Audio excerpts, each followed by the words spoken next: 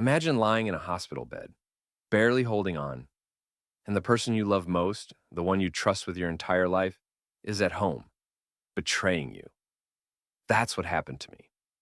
And today, I'm going to tell you how I found out my girlfriend cheated on me while I was at my weakest point.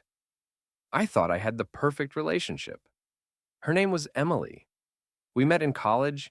She was funny, beautiful, the kind of girl who lit up a room the second she walked in. For years, I thought she was the one. We lived together, shared everything, and I was planning to propose. I'd even been saving up for the ring. But then, one night, everything changed. I was in a car accident. I woke up in the hospital, tubes in my arms, pain everywhere. The doctor said I was lucky to be alive. And through it all, Emily was there. Or at least, that's what I thought. The first week, she visited me every day. She held my hand, whispered that everything would be okay. I needed her. I believed her. But slowly, though, she started coming less and less.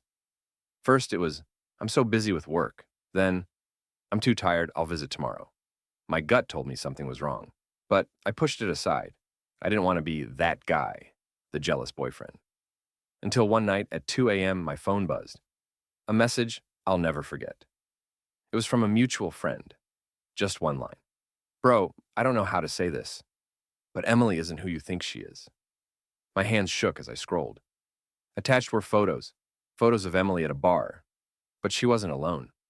She was with a guy, their hands locked, their lips together, while I was lying in a hospital bed fighting to recover. She was out cheating. At first I thought, no, this can't be real.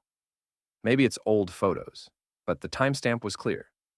It was last night, and suddenly everything made sense. The skipped visits, the short texts, the excuses. I wanted to scream. I wanted to tear the IVs out of my arms and just run. But I couldn't. I was stuck. And that's when I realized I had to know the full truth. The next day, she finally came to visit. She walked in with flowers, smiling, acting like nothing was wrong. Emily, I said, my voice cold, where were you last night? Her face went pale. She stuttered. I was at home. Why? So I pulled out my phone, showed her the photos. Silence. Her eyes filled with tears. And then the excuses started. It didn't mean anything. I was drunk.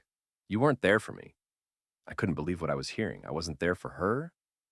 I was in a hospital bed because of an accident, and somehow she turned herself into the victim. That moment changed me forever. I told her to leave. Right there in the hospital, I ended it. It wasn't easy. I had loved her. I had built my future around her. But I realized something powerful. Love without loyalty is nothing. I recovered. Slowly. Painfully.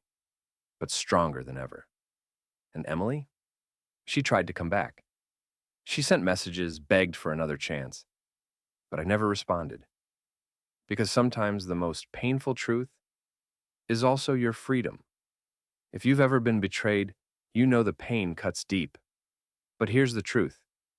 Betrayal doesn't define you. It reveals them. And you get to rise again